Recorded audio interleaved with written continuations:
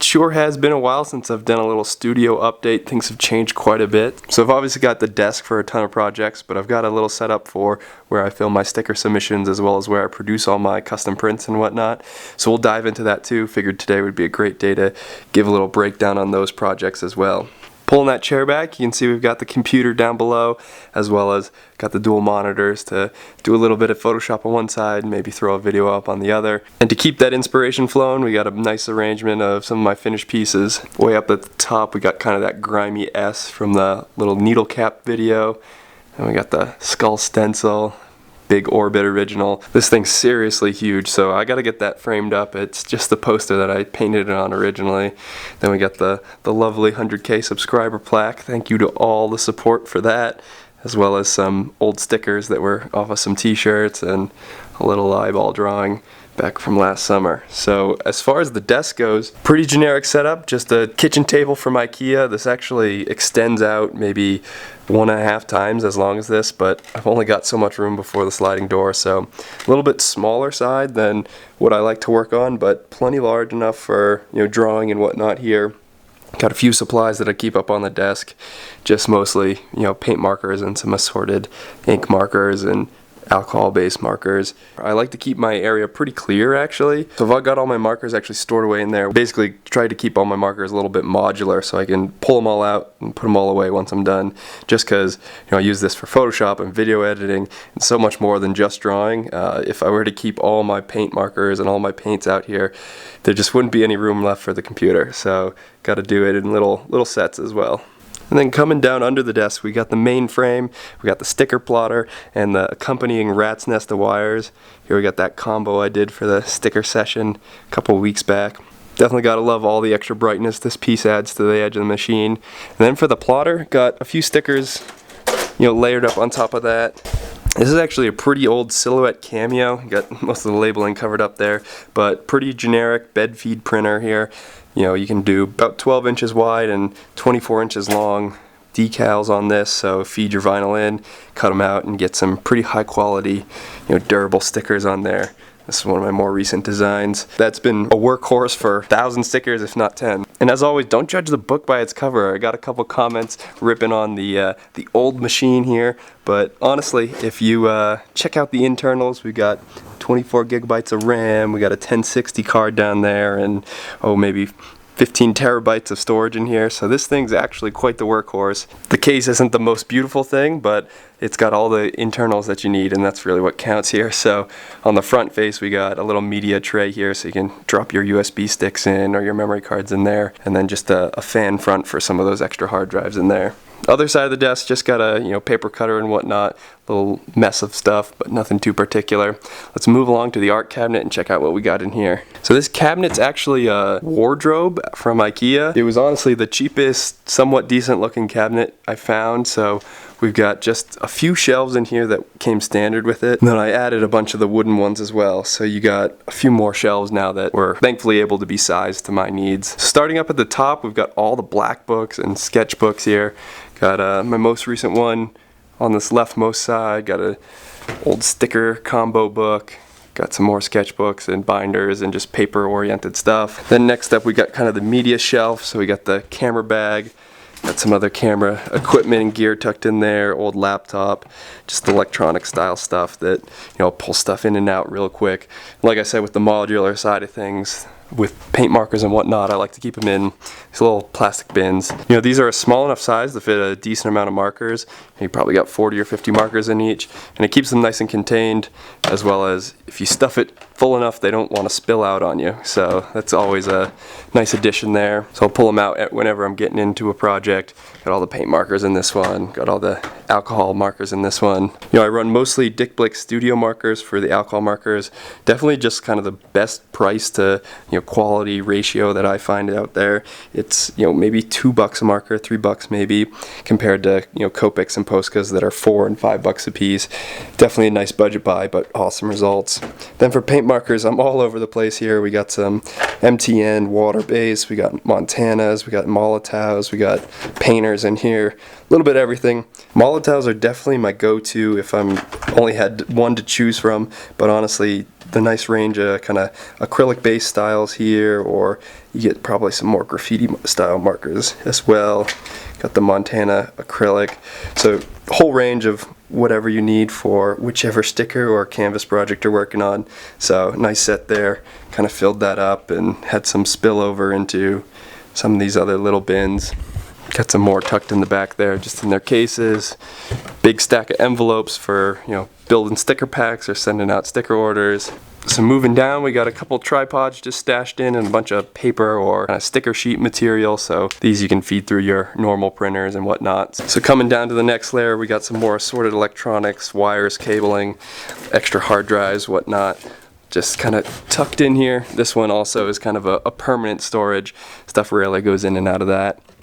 And then lastly, down at the bottom, we got some more miscellaneous supplies. Got all my solvents and kind of rougher smelling goods tucked in this kind of sealed container. I just literally got a whiff of it now. You know, these kind of are a little on the nastier side, so definitely like to keep that sealed up. Just some random leftover rustos and little mops and whatnot. So stuff that might not be pleasant to keep in the atmosphere all the time gets tucked in there. And then in the back we've got some maybe tie-dyeing materials, forgot I had those, and then some solvent paints for screen printing. So the old screen print setup that I had to downsize out of, I kept some of the more expensive inks that I like to use on there, so maybe one day when we get that back running, I'll be able to have a nice set of inks to start. Alright, so that's a quick rundown of the desk setup. Let's move over to where I keep all my spray paints. So somewhat similar to the modular paint marker setup, we've got all my spray paints and vinyl materials binned up. It's kind of the easiest way for me to get a project and get all the materials together and then tuck them back away and stow them up. So we got all my spray paint in the box here, we'll dive into that. Got some loose leaf gallon jugs laying out. Now I say this every time, but hunt down the deals at the Oops Paint section. You know, gallons of paint are $35, maybe 30 bucks at best off the shelf.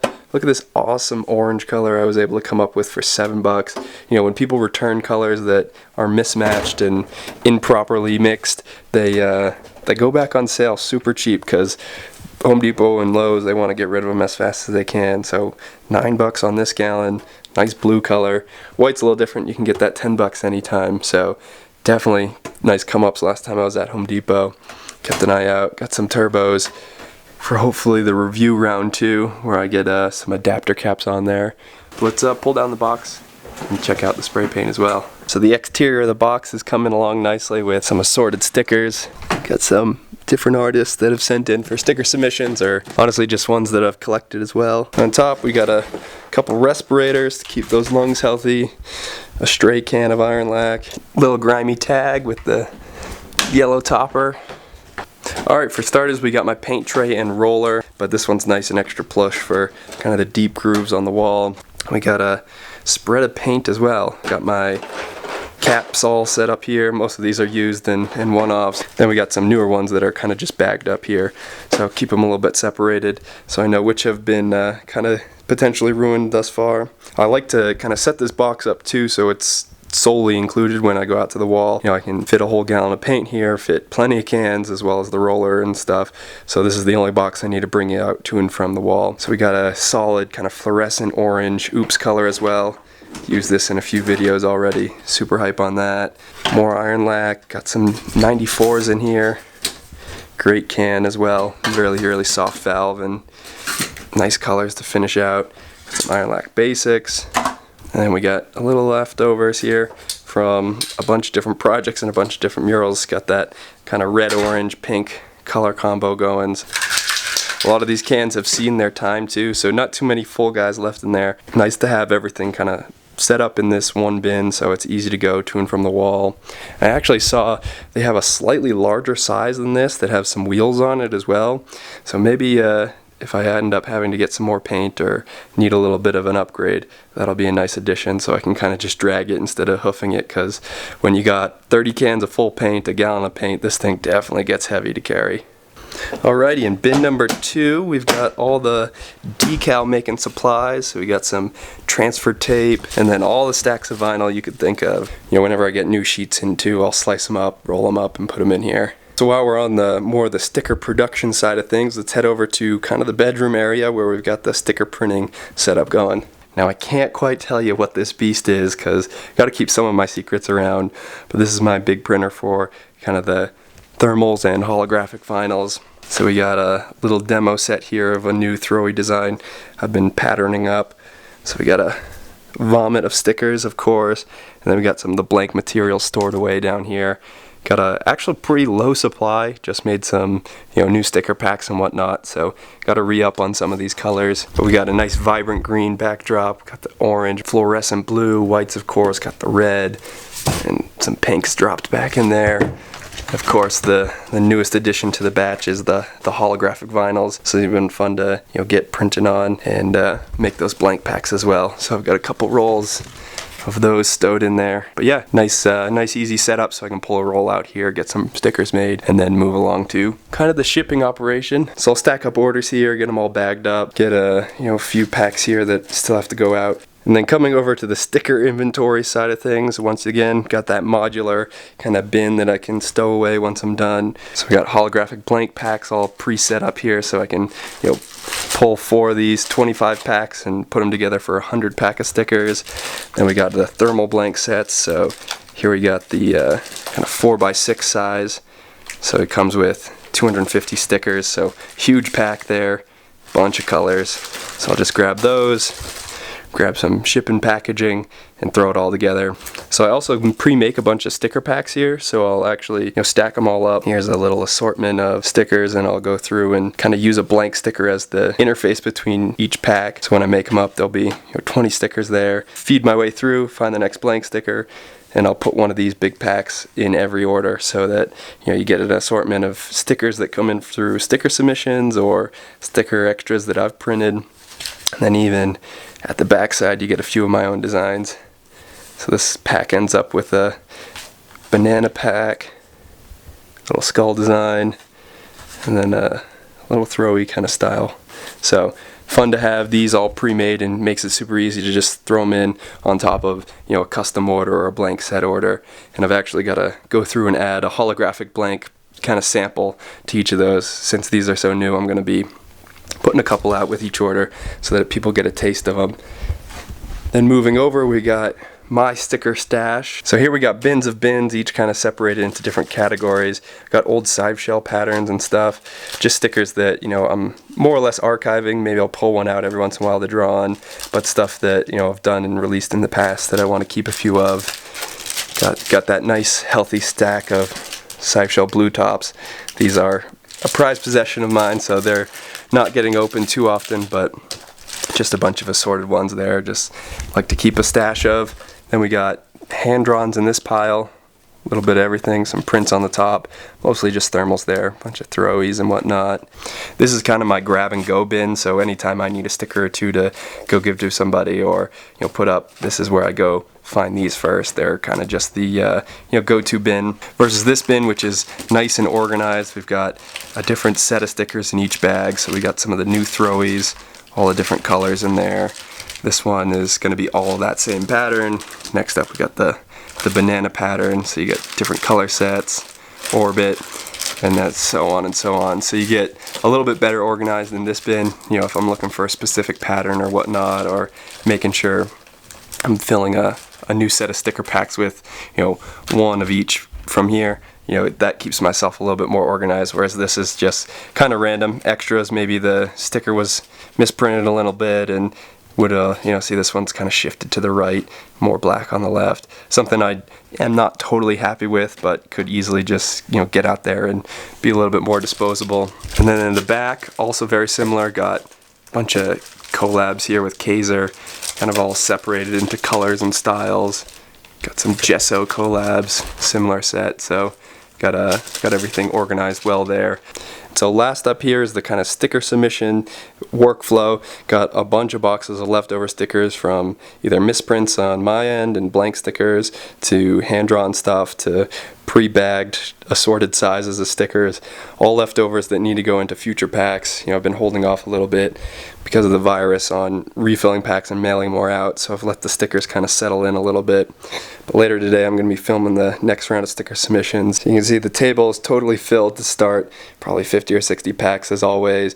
Got the nice backdrop on there. Got an extra light up here to help illuminate everybody's lovely artwork. So I'll go through, cut all these open, and start filming them off of here. And that way it's, I've got a little bit bigger workspace here than my real desk, and I can, really lay stuff out, push stickers off to the edge once I'm finished with them, keep a trash can on the side for all the empty envelopes, and it kind of gives me a little bit more elbow room to get things moving because this process is quite stretched wide. Well, I've certainly made a mess of my apartment walking through all this. I hope you enjoyed checking out kind of the different setups I have for making my art and producing my videos. If you enjoy the details of my workflow and setup, feel free to spray that like button. It's always fun to walk through this process on myself and kind of highlight some of the things that I've been working on, or kind of the setup space that I like to make my art through. I've made this maybe 5 or 6 times in the past with all my different studios through the years, so maybe I'll put those together in a playlist and you can check them out, see kind of the history and trajectory of all this. And I'm sure you'll see plenty of the supplies survive over time to time and some of these things repeating themselves. Thanks so much for following along. I'll catch you guys on the next one. Peace.